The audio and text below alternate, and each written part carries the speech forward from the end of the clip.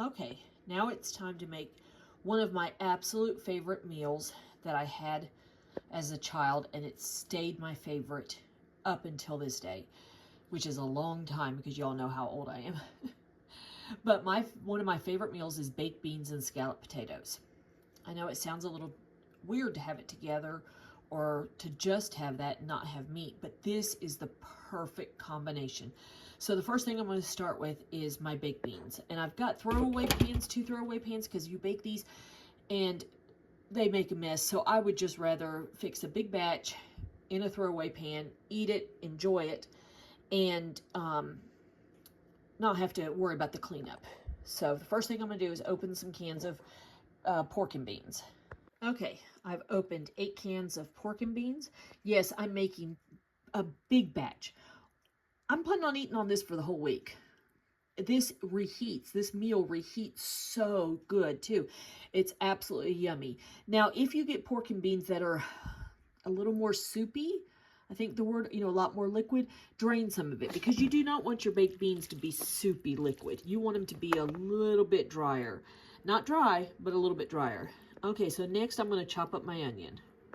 Okay, I only had really large onions, and I've chopped them just with my little slap chopper thing. So I'm only going to use half of this onion because it was so big, and then I'll put the other half into a baggie into my freezer for the next time I need chopped onion. You just don't want the onion to be an overpowering flavor in your baked beans. So you want enough for flavor, but not enough for too much flavor. Okay, so I've got the onion mixed in. Next, I'm going to get the brown sugar and the ketchup. Okay, for this big pan of baked beans, I'm putting about 3/4 cup of brown sugar. I normally use dark brown sugar. I just didn't have any. I prefer dark brown sugar, but I had some light brown sugar, so I'm going to use that. And so probably about 3/4 of a cup, maybe, but it's a big old pan of beans. Okay, probably about a cup of ketchup for this big batch. I know I kind of eyeball everything, and that's hard when I'm sharing recipes. That's why I'm trying to show you what it looks like after it gets mixed up, because you want enough ketchup to make a nice rich, and brown sugar and onion to make a nice rich baked bean, but you don't want it so much that you obliterate the bean flavor. Okay, so the next thing I've done is cooked up some bacon, and what I did is I actually crumbled it in my little food processor. So let me get that. Okay, so I've just put that, about a half a cup of bacon. I've crumbled it with my food processor because I like little tiny bits, and I cook it first because I like the flavor if it's already cooked. I don't want soggy bacon in my baked beans. Okay, and that's about it. Now this is going to go in the oven, and then I'm going to get to working on my scalloped potatoes. So let me get this in the oven. Okay, I'm about ready to put together the scalloped potatoes. I've peeled a whole lot of potatoes. In my throwaway pan, I've sprayed it, the bottom.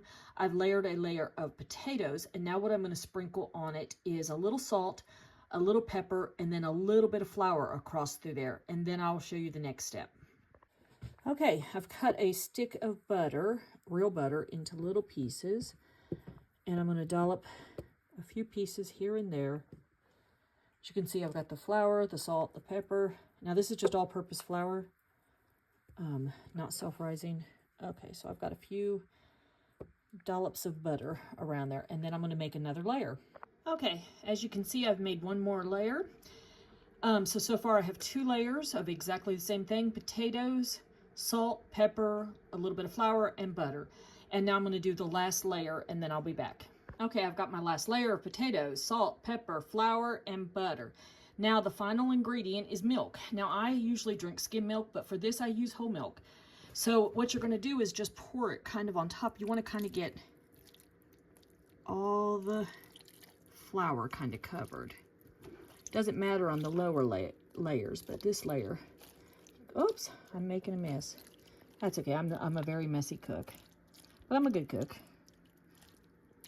Well, I guess I could be better, though. I don't want to sound like I'm bragging.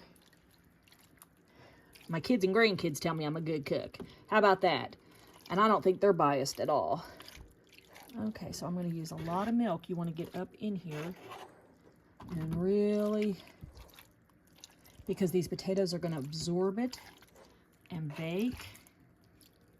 And then what I'm going to do right now is cover this in foil and put it in the oven. And then after a while, when it's about done, I will take the foil off and brown the top. Okay, the baked beans and scalloped potatoes turned out excellent. I can't wait to dig in. They smell so good. I hope you all try this recipe.